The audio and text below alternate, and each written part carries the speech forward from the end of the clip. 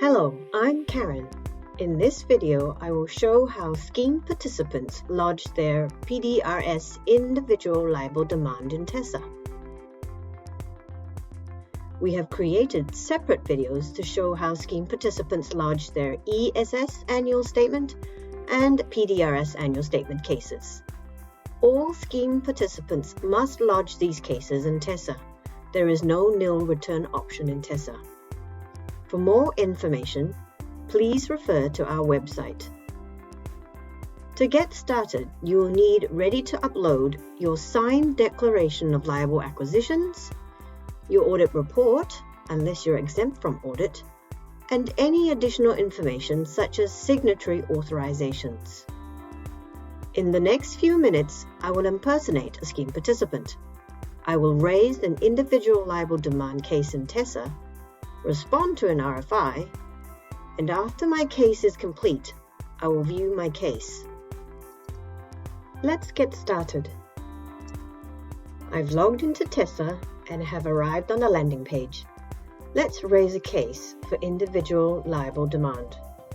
My organization name, organization ID, and my name have been filled in automatically. You will note fields are either gray or white. You can only edit white fields. Gray fields are either pre-populated or calculated fields.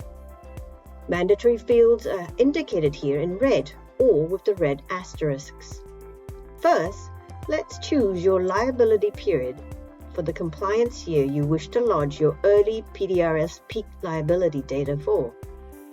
For the compliance period November 2022 to March 2023, I select the 2023 compliance period.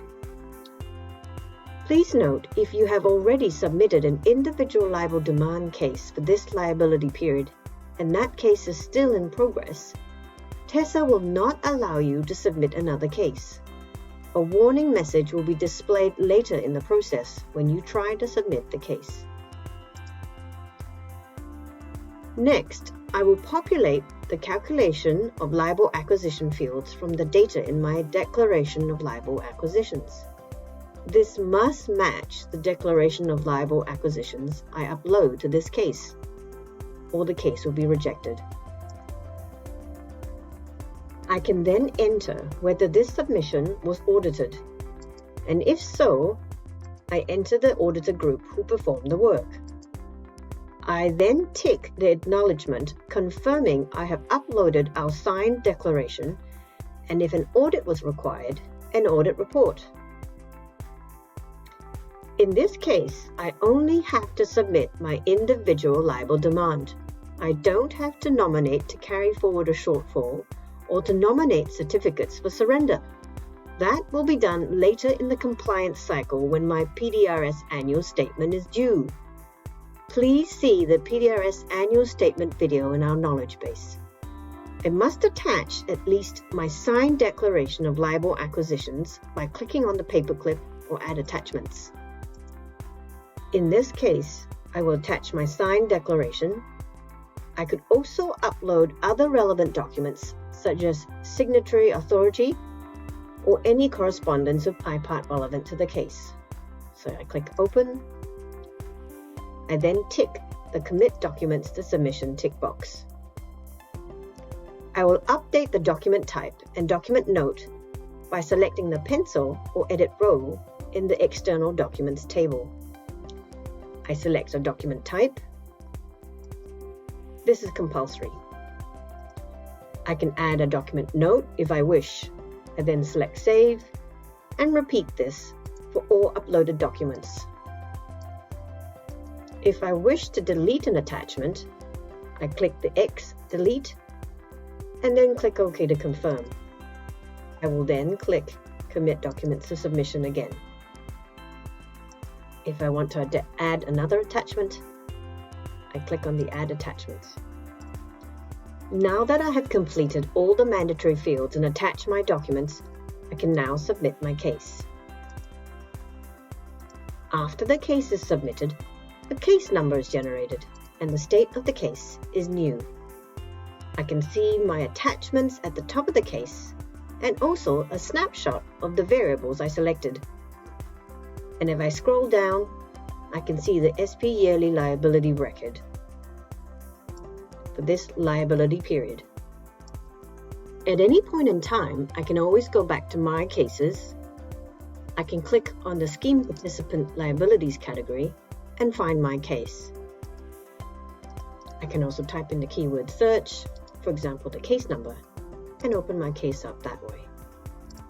Contacts of my account will receive an email notification confirming case submission. What happens next? The case is now awaiting iPart review. At this point in time, if iPart need more information, you will receive an email notification request for more information, otherwise known as an RFI. I'm back on the TESSA landing page. If I scroll down, I will see my organization's RFIs. All these are requests from iPart for more information and are still pending my response. I can click on the RFI number to respond. I can also click on the My Task and RFIs table and open up the RFI that way. For more detailed instructions on how to complete an RFI in TESSA, please see the RFI video in the TESSA knowledge base. Once I've submitted my RFI response, the RFI will then go to iPart for assessment. iPart may issue another RFI if additional information is required. Once the case has been approved, then the case date becomes complete.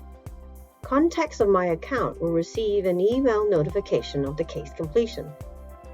I can view any relevant documentation provided by iPart by clicking on My Cases and clicking on Your Case.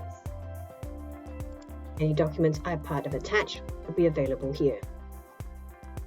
My annual liability will be visible in the My Liabilities widget. I can scroll to the right to view the relevant fields.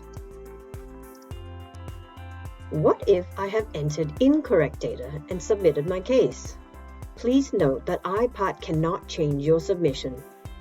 If the submission is not correct, please raise a technical support ticket or contact the scheme administrator through email or through a TESSA correspondence case, so we can cancel the case on your behalf. Let's recap. In TESSA, I have raised a case to submit an individual liable demand case, and I have responded to an RFI.